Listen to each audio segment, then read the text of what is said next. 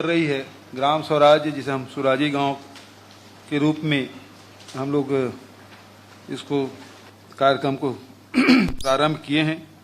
और उसी प्रकार से वर्धा के लिए 100 करोड़ अनुमानित लागत है, इसकी स्वीकृति। साथ ही जो किसानों के हर साल राजीव गांधी किसान न्याय योजना की राशि दे रहे हैं, इस साल भी बजट में 6000 करोड़ का प्रावधान है। बस्तर में जो वहाँ के व्यवसाय के लिए, उद्योग के लिए या शासकीय भवनों के निर्माण के लिए जमीन की अनुपलब्धता एक बड़ी समस्या दूर करते हुए नारंगी क्षेत्र की जो जमीन है, जो वर्षों से लंबित है, वो 30,000 हेक्टेयर से भी अधिक भूमि राजस्व मद में दर्ज किया गया है। उद्योग वगैरह लगाना भी है या भवन निर्माण करना है तो उसके लिए किसानों की जमीन लेने की आवश्यकता नहीं पड़ेगी, जिसके कारण से लगातार परेशानी होती है। फिर जो भूमिहीन, जो आप सबको पता है कि राहुल जी 3 फरवरी को आए थे और प्रथम किस्त उनकी उपस्थिति में हम लोगों ने प्रदान किया था और उन्होंने निर्देशित भी किया था इस राशि को 6000 से बढ़ा के 7000 प्रति वर्ष किया गया है। एक बड़ा बहुत जब भी हम लोग बस्तर जाते थे कि तो वहाँ जगह है, गुनिया है, पुजारी है, इन सब की हमेशा मांग रहती थी कि हम लोगों को भी कुछ मानदेय मिले। और आप सब जानते हैं बस्तर में जो आदिवासी संस्कृति है वो अपने और उस सांस्कृतिक जो धरोहर है उसे ये हमारे जो बैगा, गुनिया, माझी, हाट पहाड़िया, बाजा मोहरिया ये सब शामिल हैं। इनको भी राजीव गांधी ग्रामीण भूमिहीन कृषि मजदूर न्याय योजना के अनुरूप ही उनको भी लाभ देने की मैंने बजट में प्रावधान किया गया है। उसी प्रकार से पार्क अब जो गौठान है उस रूप में हम विकसित करेंगे। गौठान तो हमने बनाया, पहले वर्ष जमीन चिन्हांकित किए, फिर उसको डेवलप किए, गोबर खरीदने की व्यवस्था किए, वर्मी कंपोस्ट बनाए। अब वहाँ उत्पादन भी करेंगे और उसे औद्योगिक पार्क के रूप में विकसित करेंगे और इसके लिए बजट में 600 करोड़ का प्रावधान किया गया है।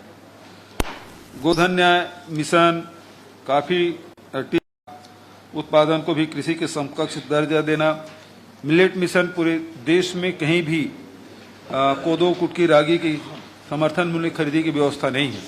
छत्तीसगढ़ पहला राज्य है जहां कोदो, कुटकी के खरीदी की व्यवस्था और उसे प्रोसेसिंग और यूनिट विक्रय करने की व्यवस्था भी हम लोग इस बजट में शामिल किए हैं। इन सब के विपणन लघु वनोपज संघ के द्वारा किया जाएगा। बल्ब ब्रांड और शहरी क्षेत्र में भी नवाचार के लिए छत्तीसगढ़ रोजगार मिशन, इसके लिए भी बजट में प्रावधान किया गया है। आर्थिक स्थिति चाहे जितने भी राज्य स्तर के स्थानीय व्यावसायिक परीक्षाएं छत्तीसगढ़ लोक सेवा आयोग के द्वारा आयोजित से जो शुल्क लिया जाता था, तो स्थानीय जो हमारे प्रतिभागी होंगे उसे जितने भी शुल्क है उसको माफ करने की भी घोषणा मैंने की है। अधिकारी कर्मचारी लगातार पीएस योजना के स्थान पर पुरानी पेंशन योजना बहाल करने की भी मैंने घोषणा की है। उसी प्रकार से हमारे जो शासकीय अधिवक्ता हैं, वकील हैं, उनके भी घोषणा की है। इस प्रकार से आप देखेंगे कि जो बजट है उसमें 2021-22 के स्थिर भाव पर राज्य में कृषि क्षेत्र में 3.88% की वृद्धि है। तो इसमें जो कृषि और सेवा क्षेत्र वो तो राष्ट्रीय औसत के बराबर है, लेकिन औद्योगिक क्षेत्र में 3.64। उसी प्रकार से आप देखेंगे कि पिछले साल के प्रचलित भाव पर राज्य सरकार के जो सकल घरेलू उत्पाद है उसमें 3,52,161 करोड़ से बढ़कर वर्ष 21-22 में 2021-22 में अनुमानित प्रति व्यक्ति आय जो 1,05,778 रुपये की तुलना में 2021-22 में 1,18,401 रुपया, 3%, लगभग 12% अधिक है। केंद्रीय कर में अब लगातार हमारी जो हिस्सेदारी है उसमें लगातार कमी आती गई। वो अधिक रहता था, राज्य के हिस्सा है वो कम होता था, लेकिन इस साल लगभग बराबर 44,573 करोड़ रुपया केंद्र शासन से प्राप्त होना अनुमानित है और वहीं 500 करोड़, तो ये बराबर की स्थिति आ गई है। सबसे दुखद पहलू ये है कि जीएसटी में ये जून के बाद हम लोगों को मिलना बंद हो जाएगा, लगभग 5,000 करोड़ से भी अधिक राशि।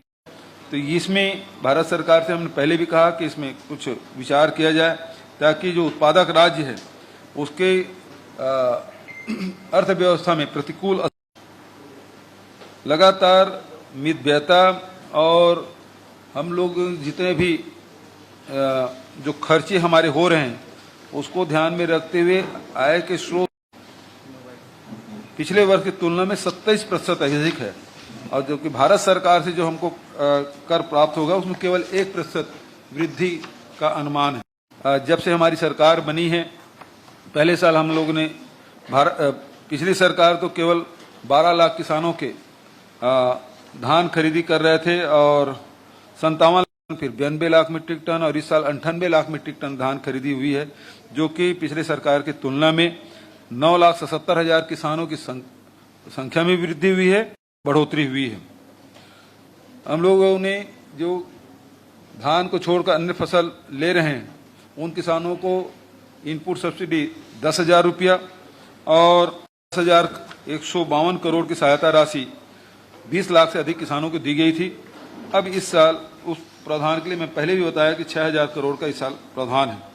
गन्ना उत्पादक किसान जो 271 रुपये क्विंटल में बेचते थे उसको 355 रुपये प्रति क्विंटल की दर से खरीद रहे हैं और इसके लिए भी बजट में 112 करोड़ का प्रावधान।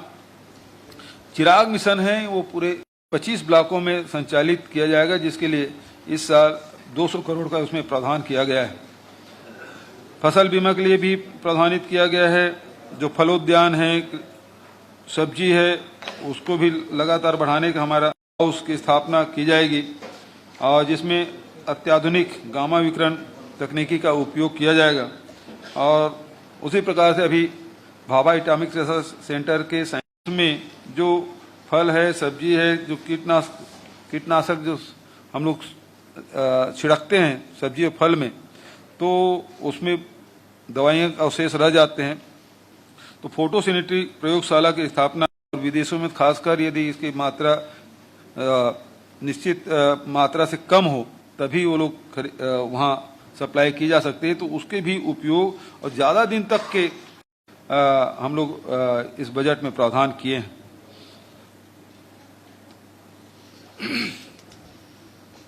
वर्मी कंपोस्ट के बारे में तो लगातार मैं आपसे चर्चा करता ही हूँ। लोग बढ़ा रहे हैं ताकि मंत्री जी से ऊपर बिठा लो, एक कुर्सी ले लो।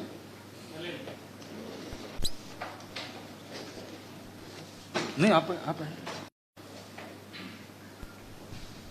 जो ग्रामीण क्षेत्र है, आजीविका मिशन में 7 जिले में 43 संगठन डिजिटल लेन देन मतलब कैशलेस इकोनॉमी को बढ़ावा महिलाओं को सीआरपी के रूप में प्रशिक्षित करके 9,820 परिवारों को इसको लाभान्वित किया जाएगा।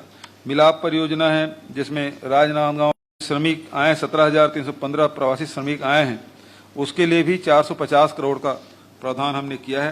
प्रधानमंत्री आवास योजना के अंतर्गत 8,22,832 आवास पूर्ण हो चुके। उस योजना के लिए भी बजट में प्रधानमंत्री ग्राम सड़क योजना के अंतर्गत भी और मुख्यमंत्री समग्र ग्रामीण विकास योजना में 200 करोड़ और मूलभूत कार्यों की अनुशंसा पर पंचायतों को अनुदान मद में 1,114 करोड़ का प्रावधान किया गया है।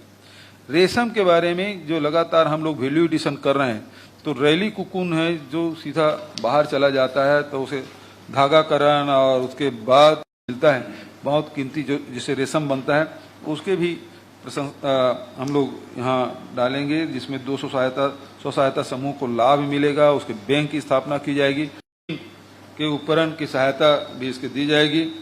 तो इससे निश्चित रूप से वहाँ की जो महिलाएं हैं उसको 6,000 से 7,000 रुपया के अतिरिक्त आमदनी हो सकेगा। कुम्हार परिवारों के लिए भी जो व्यवस्था की गई है। और अटल नगर को बसाने की अब जिम्मेदारी हमारी है। अब इतना बड़ा स्ट्रक्चर खड़ा हो गया है, लेकिन वहाँ पानी व्यवस्था किया गया है। स्वामी आत्मानंद अंग्रेजी स्कूल के लोकप्रियता को देखते हुए हिंदी की भी मांग थी, तो 32 स्वामी आत्मानंद उत्कृष्ट हिंदी विद्यालय भी शुरू किया जाएगा। विद्यार्थी इसमें प्रवेश लिए हैं और उसमें जो हिंदी विद्यालय जो खोलेंगे उसमें 17,500 बच्चे इससे लाभान्वित होंगे।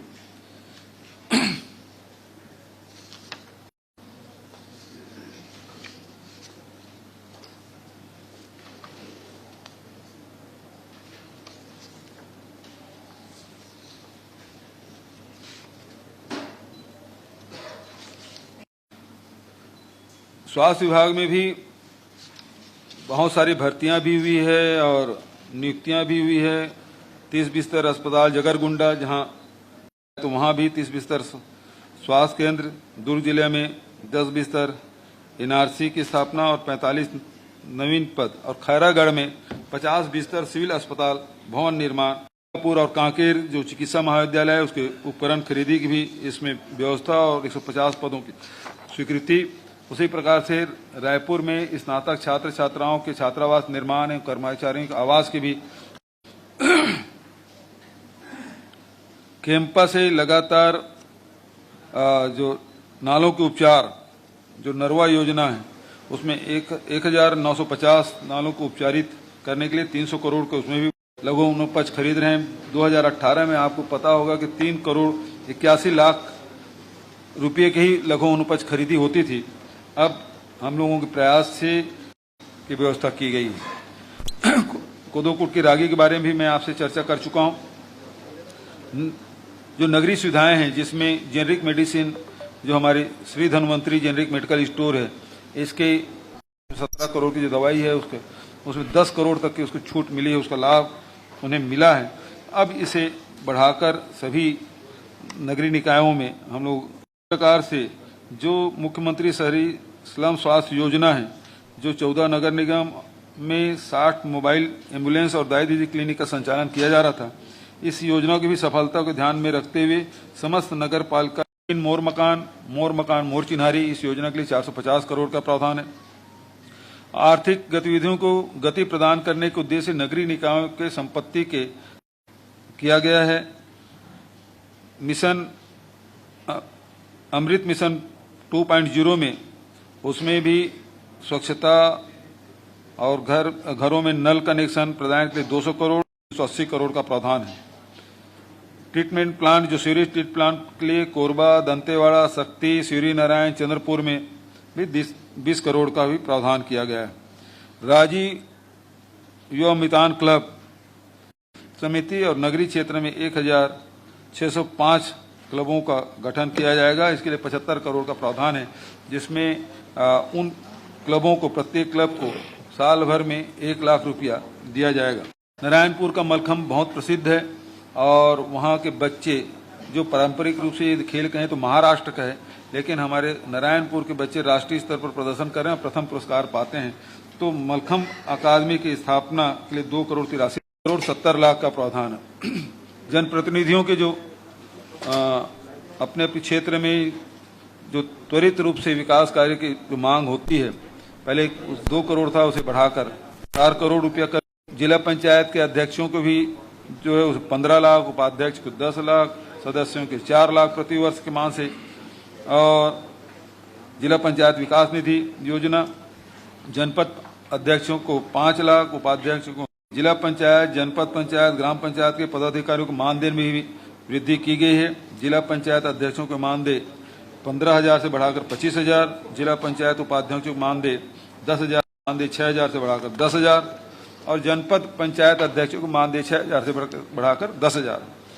जनपद पंचायत उपाध्यक्षों को मानदेय 4,000 से बढ़ाकर 6,000। जनपद सदस्यों को मानदेय 1,500 था उसे बढ़ाकर 5,000।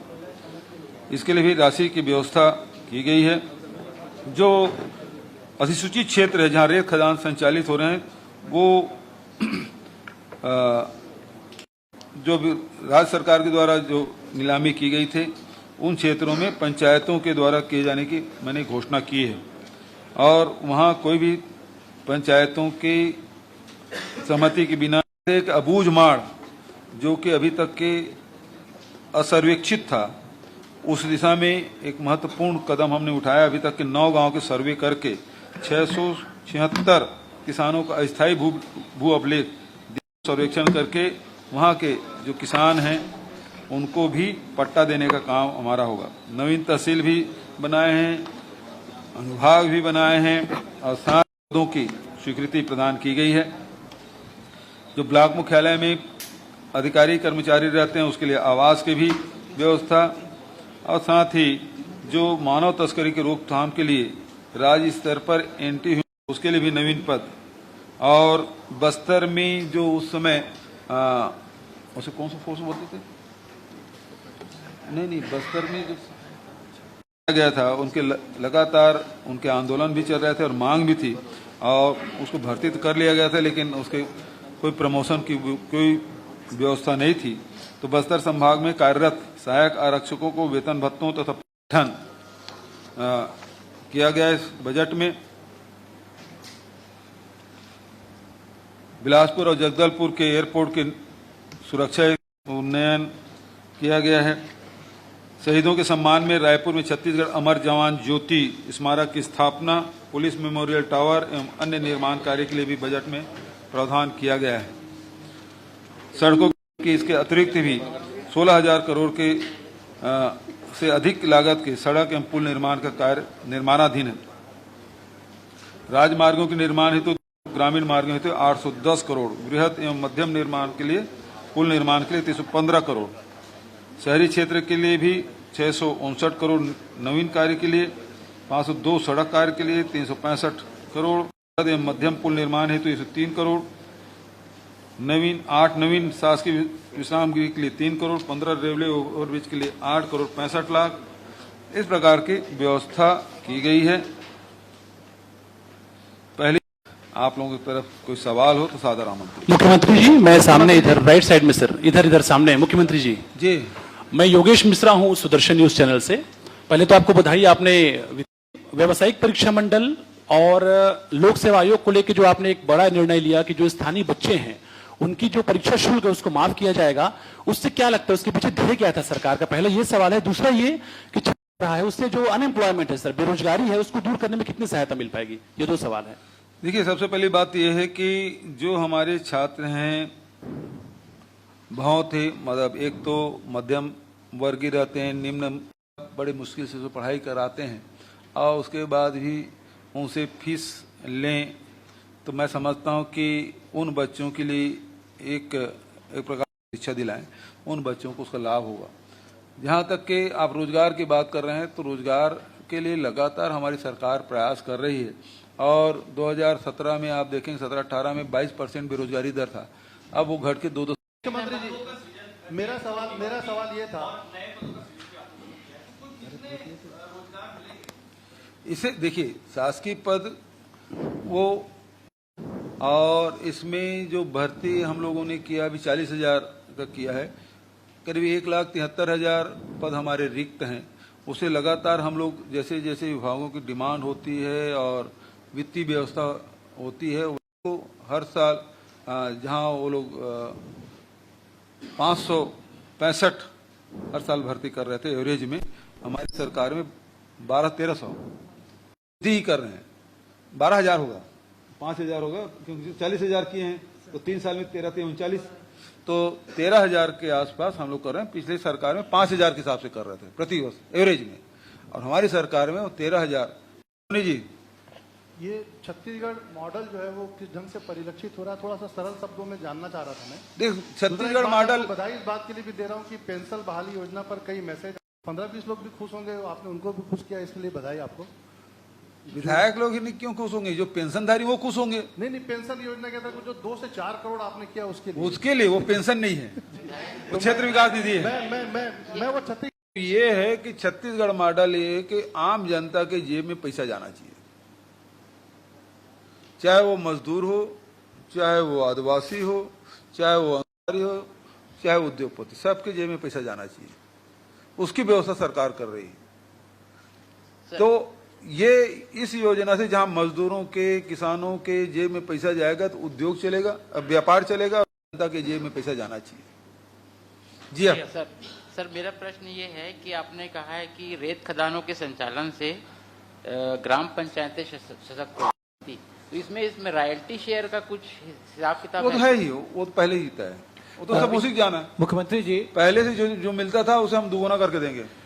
मुख्यमंत्री जी, मैं विकल्प शुक्ला हूँ, आकाश है जी। इनके लिए राजस्व की जरूरत पड़ेगी जी, और राजस्व वृद्धि के लिए आपने करावर्धन प्रकोष्ठ बनाने की भी घोषणा की है जी। ये प्रकोष्ठ की भूमिका क्या होगी, क्योंकि जैसे ऐसे लग रहा है क्या अब अलग अलग विभाग अपने हिसाब से पे थोड़ा प्रकाश डालिए। देखिए, सबसे पहली बात है कि राजस्व कैसे आए। अब आप देखेंगे, मैं पहले ही कह रहा था कि 35,000 करोड़ था, अब बढ़ा के हम लोग 44,500 करोड़, तो उसमें जो लगभग 13-14% की जो अधिकारी हैं, हमारे मंत्रीगण हैं, सब लोगों के समन्वित प्रयास रहा है, अधिकारी कर्मचारियों का, इस कारण से राजस्व हमारा बढ़ा है। और अनुपात में देखेंगे 27% की वृद्धि हुई पिछले वर्ष की तुलना में, और केंद्रीय कर में हम जो प्रतिशत केवल 1% की वृद्धि है। तो ये दर्शाता है कि हम लोगों ने अपने प्रयास से यहाँ जा रहा लगातार। कभी अवसर मिलेगा, कल भी मैं विधानसभा में बताया, इस साल भी आपको कॉपी भी उपलब्ध करा दूं, कैसे लगातार भारत सरकार के जो छत्तीसगढ़ का एक बहुत बड़ा हिस्सा है अबूझ माड़, आपने एक बड़ी प्लानिंग की है, पिछले 22 सालों से अबूझ है ये, क्या लगता है कि आप किस तरह सफल हो पाएंगे, क्या प्लानिंग है अबूझ माड़ को लेकर? नहीं, जब से बना है तब से अबूझ, 22 साल से नहीं जी। जब अंग्रेज आए तब भी अबूझ रहा, वो लोग भी नहीं जा पाए। आज पूरे देश में जितने भी खदाने हैं, जो इसका सर्वे यदि हुआ तो वो उसी काल में गजेटियर है, उसे आप निकाल के ले, वो सारे लोग उपयोग करते हैं जो खदान वगैरह चिन्हित करना चाहते हैं। तो उस समय वो लोग चिन्हित किए थे, अंग्रेजों के समय। उसके बाद भी अब भी सर्वे चल रहा है, ऐसा नहीं कि उसके बाद सर्वे नहीं हुआ, उसके बाद भी सर्वे होता रहा है। अबूझ माड़ मध्य प्रदेश के समय में, उसके पहले सीपी बरार, अब छत्तीसगढ़ आ गया, तभी अबूझ ही है। जब मैं राजस्व मंत्री था तब मैं कोशिश किया था थोड़ा बहुत करने का, लेकिन हो नहीं पाया। 15 वर्षों में कुछ नहीं हुआ, लेकिन इस फिर हमारे चिन्हित किए गए और उसे सर्वे कराया गया और 676 किसानों को हमने अस्थायी पट्टा दिया। ये बड़ी उपलब्धि है आज तक के। उसके कारण से उनको कोई योजना का लाभ नहीं, वो धान को सब्सिडी नहीं मिलती थी, उसको खाद नहीं मिल पाता था, क्योंकि उसके पास कोई दस्तावेज नहीं था, तो शासकीय योजनाओं का लाभ भी नहीं ले पाते थे, बिजली कनेक्शन भी मुश्किल। तो ये सारी योजनाओं के जो लाभ है अब उन किसानों को बहुत प्रसन्न है। अब वो तेजी से जो 327 गांव हैं, उन गांवों में भी हमारा काम तेजी से चलेगा। लेकिन आप सब समझ रहे हैं अबूझ माड़ का जो रास्ता है, एक तो वहाँ पहुँचविहीन गांव है, जंगल है, पहाड़ है, तीसरी बात एक नक्सल प्रभावित है, तो वहाँ काम करना बहुत कठिन काम है। फिर भी हमारे अधिकारी कर्मचारी, प्रशासन के लोग ये काम किए, मैं बधाई देता हूँ। आपने बताया कि छत्तीसगढ़ राज्य के, दूसरी बात यह है कि जनकल्याणकारी राज्य के लिए आज के तौर पर डेवलपर नाम एक मुख्य तत्व होता है। मेरा सवाल ये था कि किन स्रोतों में आज जो किससे अभी बढ़ते, हमारे जो रजिस्ट्री ऑफिस है उसमें हुआ है। शराब में, आबकारी में जस की तरह से 5,000 करोड़ से उसे बढ़ाना नहीं है, वहीं तक के है, लेकिन खनिज में और इसमें काफी वृद्धि हुई है। मुख्यमंत्री जी, नया रायपुर में पानी के संकट को दूर करने के लिए 106 करोड़ का प्रावधान रखा गया है। क्या ऐसा नहीं लगता कि आबाद करने के लिए और भी बहुत कुछ करने की जरूरत है, बहुत सारे कदम शुरू कर दूं, राजभवन बन जाए, ये मुख्य सचिव और मंत्रियों के बंगले बन जाए, वहां जाए तो आबाद हो, नहीं तो खंडहर होते जा रहा है। अभी खिड़की दरवाजे धीरे धीरे गायब होते जाएंगे, फिर खंडहर हो जाएगा वो कमरे। स्काई वाइट टाइप का तो नहीं हो जाएगा? नहीं होगा। मैं इस कोशिश कर रहा हूँ, हजारों करोड़ रुपया सरकार का लगा है, उसी के कर्जे जो हम पटा रहे हैं, उसी ब्याज भी भर रहे हैं। मुख्यमंत्री जी, जो पुरानी पेंशन को लेकर घोषणा हुई है जी, तो जो पुरानी पेंशन योजना को बहाल करने की घोषणा हुई है, तो क्या अब ये लागू हो जाएगा या केंद्र का भी कुछ है इसमें? नहीं, ये ऊपर में बैठे किसी को लाभ नहीं मिलेगा। हाँ बोलो।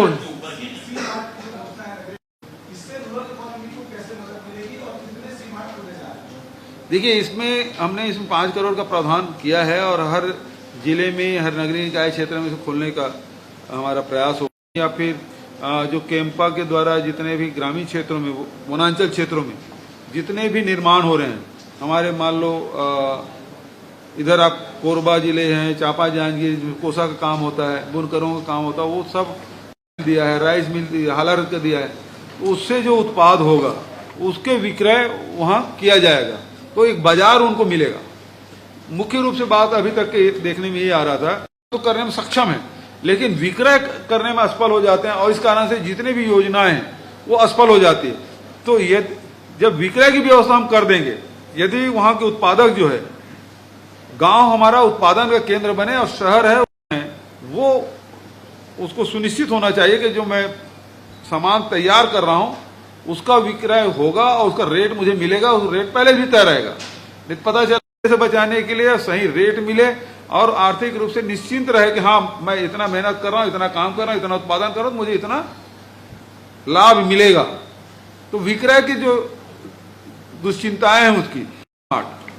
मुख्यमंत्री जी, इधर से इस बजट के लिए आपको बधाई हो, क्योंकि इसमें आपने सभी वर्ग का ध्यान रखा है जी। और मुझे लगता है युवाओं के लिए जो प्रतियोगी परीक्षाओं में जो आपने शुल्क माफ किया है वो बहुत बड़ा कदम है। वर्ग के बारे में कोई विशेष उल्लेख नहीं है और खासकर बोधघाट योजना जो आपकी एक बहुत महत्वाकांक्षी योजना थी, उसका भी उल्लेख हम लोग इसमें नदारद पा रहे हैं। इस संबंध में बोधघाट के पीछे कौन लोग थे उसे आप बेहतर जानते हैं। अभी स्थानीय स्तर पे उसकी सहमति बनी नहीं है, तो जब सबकी सहमति बन जाए, हम लोग तो हमारी सरकार है काम करें। गौठान भी योजना आप देखेंगे तो उसके पीछे ये आज 1 लाख से अधिक एकड़ हमने आरक्षित कर ली, लेकिन कहीं आपको लॉ एंड ऑर्डर की स्थिति नहीं आई, कहीं आपको बल प्रयोग करने की जरूरत नहीं पड़ी। अतिक्रमण भी हटाए हैं तो गांव ग्राम सभा में मिल के ही हटाए हैं। तो आज 8000 गांव में 1 लाख एकड़ से जमीन हमने आरक्षित कर ली।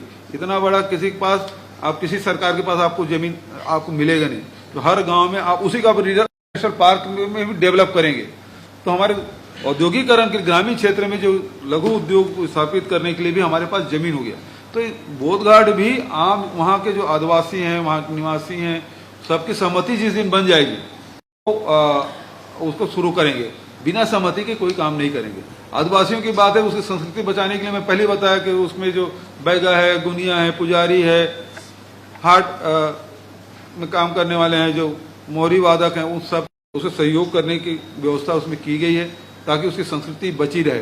जैसे हमने घोटुर बनाने का फैसला किया, हमने जो उनके जो देवगुड़ी है प्रकार से करीब सैकड़ों देवगुड़ी बन चुके हैं हमारे बस्तर में, अन्य जगहों में भी बन रहा है। तो हमारी कोशिश है उसकी संस्कृति बची रहे और संस्कृति के साथ साथ वो विकास करे, आर्थिक रूप से संपन्न हो। शिक्षा की लगातार हमारी कोशिश है कि वो शारीरिक रूप से भी मजबूत हो, मानसिक रूप से भी हो और आर्थिक रूप से मजबूत हो। तो फिर उसे किसी सहयोग की जरूरत नहीं पड़ेगी, अपने हक की लड़ाई वो खुद लड़ लेगा। कुकुन है, मतलब कोसा कीड़ा अब तो आएगा अप्रैल मई में, है ना। तो कुकुन है, तो रेली कुकुन होता है जिसमें वो रेशम बनता है, मतलब बंगाल में या उत्तर प्रदेश में चला जाता है। अब उसका धागाकरण करना है और उसके न केवल धागा निकालना है बल्कि उसके मशीन भी बनाने भी खरीद के लाएंगे, उसको खरीदी करेंगे कैंपा से और उसके एक बैंक कर देंगे। उसके बाद स्व सहायता समूह को उसको उस धागा निकालने के लिए उसको देंगे।